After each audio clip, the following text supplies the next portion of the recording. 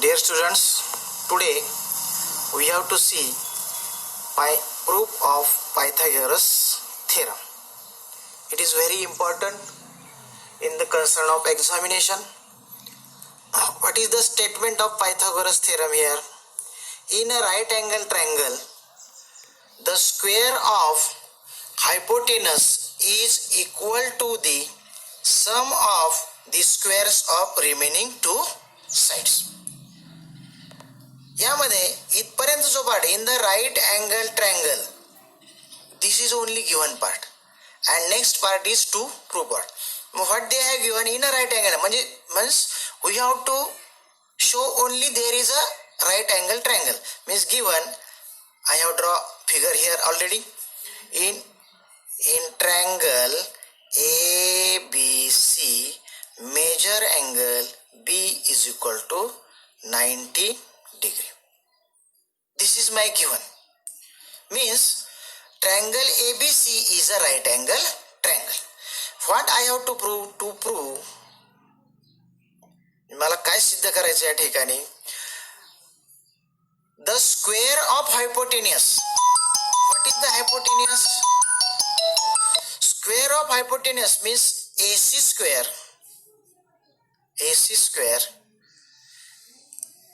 Square of hypotenuse AC square is equal to the square of hypotenuse is equal to the sum of squares of remaining is equal to the sum of squares of remaining. म्हणजे sum of squares म्हणजे AB चा square plus AC चा square.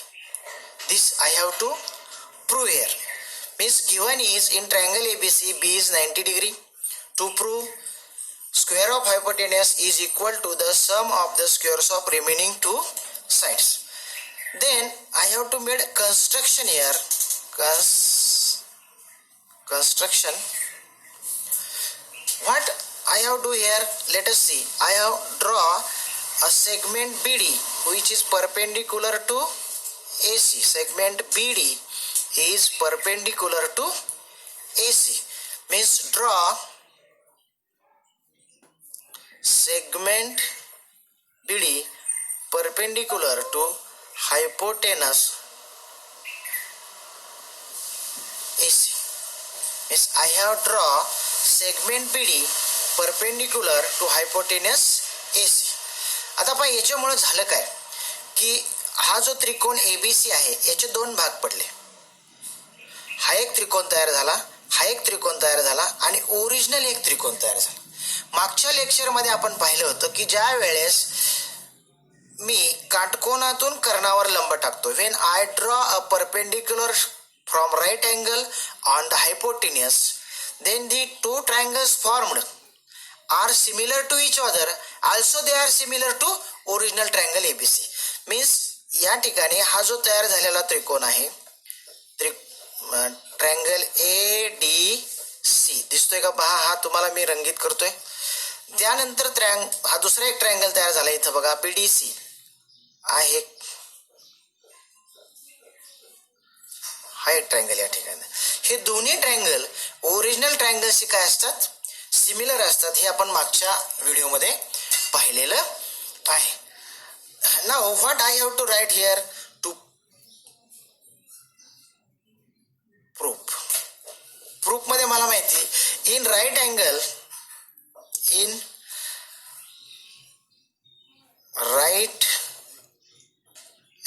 Triangle ABC segment BD is perpendicular to AC. म्हणजे BD is a perpendicular segment drawn to AC. This is our construction. आणि मग मी काय लिहू शकतो की हे जे तिन्ही ट्रायंगल्स तयार झालेले आहेत आता मी तुम्हाला सांगितलं ते काय असतात, सिमिलर असतात. म्हणजे ट्रायंगल ABC सिमिलर ट्रायंगल. आता पहा या ट्रायंगलचे नावं लिहिताना जर पुढे मागे झालं तर आपलं थेरम चुकू शकतो. त्यासाठी एक ट्रिक पहा, इथे एक अशी खूण करा क्रॉस, याला एक झिरो, हा झिरो अँगल, हा परत क्रॉस अँगल आणि हा झिरो अँगल. हे साईन केलेलेच मी आपल्याला नावं लिहिण्यासाठी. मग ABCचं नाव कसं लिहिलं मी, ABCचा A क्रॉस आहे, B राईट अँगल आहे आणि C झिरो आहे. तसंच आता याचं पण क्रॉस काय ए, त्यानंतर राईट अँगल याचं काय डी, आणि त्यानंतर 0 काय याचा बी. सिमिलर ट्रायंगल याचं पण तसंच लिहायचं. पहिला क्रॉस लिहितोय म्हणजे बी, त्यानंतर राईट अँगल डी, आणि त्यानंतर 0 C. This 3 triangles are similar. याचं रिझन मी लिहू शकतो similarity of right angle triangle. Similarity of right angle triangle. पण एकदा हे लिहिलं की आपलं प्रमेय बऱ्यापैकी इथे या ठिकाणी कंप्लीट होतं. इथून पुढचा भाग जो आहे तो अतिशय सोपा आहे. फक्त हे 3 ट्रायंगल्स तुम्हाला त्याची करस्पॉन्डन्स, 1-1 करस्पॉन्डन्स परफेक्टली इथं आली तर तुम्हाला काही प्रॉब्लेम येणार नाही. Now let us take this 2 triangles, that is triangle ABC, similar triangle ADB. Now these are 2 similar triangles, that's why their sides are in proportion. म्हणजे समरूप त्रिकोण असल्यामुळे त्यांच्या साइड्स काय असतील, प्रमाणात असतील. Means AB upon AD is equal to BC upon DB is equal to AC upon AB. याचं रिझन मी असं लिहीन करस्पॉन्डिंग साइड्स ऑफ ट्रायंगल. म्हणजे ते 2 सिमिलर ट्रायंगल आहेत आणि या सिमिलर ट्रायंगलच्या करस्पॉन्डिंग साइड्स ह्या नेहमी प्रोपोर्शन मध्ये असतात. आता या ठिकाणी बघा माझा प्रूफवर इकडे बघायचं असतं नेहमी. What I have to prove काय करायचं, मला AB² plus AC² AB² plus BC² आहे इथं माझं. Sorry AB² plus BC². Remaining 2 sides AB आणि BC आहेत. चुकून माझ्याकडून ते AC झालं होतं. तर AC नाही, AB² plus BC² is equal to AC² या ठिकाणी लिहायचे. ओके, माफ करा, हे जरा लक्षात घ्या. इथं चुकलं होतं थोडंसं, ते दुरुस्त केलेलं आहे आपण. मागं गेल्यानंतर दुरुस्ती होते. आता मग मला या ठिकाणी काय पाहिजे, AB² पाहिजे. मग AB² जर आणायचं असेल मला तर ह्याच्यामध्ये AB नाही म्हणून हे सोडून दिलं मी. आता हे 2 शिल्लक राहिलेत बघा, यांचं cross multiplication AB into AB, AB² is equal to AB into AB AB², AD into AC. आता AD into AC, this is equation number 1. मी AB² ची व्हॅल्यू आणली इथं. हे पहिले दोन त्रिकोण घेतले, त्यावरून मी AB इंटू AB AB² हे सोडून दिलं, AD इंटू AC. सिमिलरली आता मला काय करायचंय, हा ट्रायंगल आणि हा ट्रायंगल घ्यायचा बा इथं. म्हणजे triangle ABC similar triangle BDC. पहा, हा पहिला आणि तिसरा. सुरुवातीला पहिला आणि दुसरा घेतला, त्यानंतर पहिला आणि तिसरा घेतला. आता यांच्या सुद्धा साइड्स काय असतील, इन प्रपोर्शन असतील. मीन्स AB अपॉन याची काय येईल BD इज इक्वल टू, याची BC जर घेतली तर याची काय येईल DC, आणि याची AC जर घेतली, AC तर याची काय येईल BC. बघा, करस्पॉन्डन्स चुकला तर आपलं उत्तर बरोबर येणार नाही.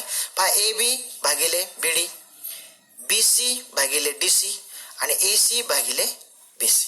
आता मी सुरुवातीला AB² आणलं होतं इथं पहा, इथलं प्रूव्ह मध्ये आपल्या. आता मला आणायचे BC². आता BC कशामध्ये बघा, या दोघांच्या मध्ये पहा, या दोघांच्या मध्ये फक्त हे दोघंच मग मला घ्यायचे, हे सोडून द्यायचे या ठिकाणी मला. मग आता BC इंटू BC काय होईल BC². आता ही BC² झालं, इथं काय राहिलं DC into AC. This is my equation number 2. पहा, लक्षात घ्या, सुरुवातीला मी हा मोठा ट्रायंगल घेतला, हा छोटा घेतला, त्याच्यावरून मी AB² आणलं. त्यानंतर हा मोठा घेतला, हा छोटा घेतला, त्याच्यावरून मी BC². Now I have to add this 2 equations. Adding equation 1 and 2. दोन्ही इक्वेशन्स काय करायचे, ऍड करायचे मला, इक्वेशन 1 and इक्वेशन 2. तर काय होईल, लेफ्ट हँड साइड ऍड करतो मी अगोदर. AB² plus BC² is equal to, आता पहा लेफ्ट साइड झाली, right side AD into AC plus DC into AC. पहा राईट साईडला ॲड केली, लेफ्ट साईड म्हणजे दोन्ही इक्वेशनचं मी काय केली, सम केली म्हणजे बेरीज केली. नाव see this in this to AC is a common, then AC मी काय केली, कॉमन बाहेर काढली, तर इथं काय राहिलं फक्त AD प्लस इथं काय राहिलं DC, AD प्लस DC. लक्षात येते का बघा, ह्या दोघांच्या मधून AC बाहेर काढल्यानंतर इथं AD राहिलं, इथला AC बाहेर काढल्यानंतर इथं काय राहिलं DC. Now let us see the figure मध्ये बघा आता AD अधिक DC काय होते बघू आपण. पहा इथं A पासून D पर्यंतचं अंतर आणि D पासून C पर्यंतचं अंतर यांची जर बेरीज केली तर what I will get AC. Now write there AC, मग तिथं काय होईल AC इंटू AC. लक्षात आलं का, या दोघांची बेरीज काय येते AC. लेफ्ट हँड साईड काय आपली AB square plus BC square is equal to AC into AC means AB square plus BC square is equal to AC चा स्क्वेअर. आपला आले पण प्रूफमध्ये आपण अगोदर AC स्क्वेअर लिहिलंय, मग चेंजिंग द साईड जर चेंज केली मी तर what I will get AC square is equal to AB square plus BC square hence proof. अशा प्रकारे माझं हे थेरम या ठिकाणी काय झालं, प्रूव्ह झालं. बघा ज्यांच्या कोणाच्या लक्षात, पहा मी इंग्लिश आणि मराठी दोन्ही भाषेतून सांगण्याचा प्रयत्न करतोय, कारण माझ्याकडचे जे विद्यार्थी आहेत ते काही सेमीचे आहेत, काही मराठी मीडियमचे आहेत. म्हणजे दोघांसाठीही थोडा प्रयत्न करून मी हे इंग्लिश आणि मराठी असं कॉम्बिनेशन करत असतो की जेणेकरून दोन्ही विद्यार्थ्यांना काही प्रॉब्लेम येऊ नये. आता स्टेटमेंट तर तुम्ही व्यवस्थित वाचलेलं आहे. आणखी एकदा ओव्हरलुक करू, 1-2 मिनिटात मी तुम्हाला समजून सांगतो परत एकदा प्रमेय की राईट अँगल ट्रायंगलमध्ये in a right angle triangle square of hypotenuse is equal to the sum of the squares of remaining two sides that is AB and BC. Given मध्ये माझं काय आहे की triangle ABC is a right angle triangle means triangle ABC measure angle B is equal to 90. To prove मध्ये काय मला square of hypotenuse म्हणजे AC square is equal to AB square plus BC square. चुकून माझ्याकडून ते AC झालं, तर इथं AB square plus BC square. Construction काय माझं, कन्स्ट्रक्शन काय केलं मी, काटकोनातून कर्णावर काय टाकला, लंब टाकला म्हणजे draw segment BD perpendicular to hypotenuse AC. आणि त्या परपेंडिक्युलर टाकल्यामुळं जे दोन त्रिकोण तयार झाले ते दोन त्रिकोण परस्पराशी आणि मूळ त्रिकोणाशी काय असतात, समरूप असतात. ही या स्टेपमध्ये मी या ठिकाणी लिहिले. This is a very important step, similarity of right angle triangle. त्यानंतर मी काय केलं, हे दोन त्रिकोण घेतले, या दोन्ही त्रिकोणांच्या करस्पॉन्डिंग साईड्स लिहिल्या आणि त्याच्यावरून AB स्क्वेअर आणलं. त्यानंतर मी हा पहिला आणि तिसरा त्रिकोण घेतला, त्याच्या करस्पॉन्डिंग साईड्स लिहिल्या, त्याच्यावरून BC स्क्वेअर. आणि पुढं क्लिअर कट मॅथमॅटिक्स आहे, याच्यात काही प्रॉब्लेम नाही. या दोघांची बेरीज केली, त्यामधून AC कॉमन काढला, परत AD plus DC is equal to काय आलं, AC आलं. आणि फक्त इथं साईड चेंज करून AC square is equal to AB square plus BC square. अशा प्रकारे हे माझं थेरम काय झालं, प्रूव्ह झालं. अतिशय महत्त्वाचं थेरम आहे परीक्षेच्या दृष्टीने. विद्यार्थी मित्रांनो, तुम्हाला जर हा व्हिडिओ आवडला असेल तर लाईक आणि सबस्क्राईब करा आणि रेग्युलर माझे व्हिडिओ या ठिकाणी पाहत राहा. हे प्रकरण आपण रेग्युलर या ठिकाणी काय करणार आहोत, शिकणार आहोत. धन्यवाद सगळ्यांना. Happy Sunday.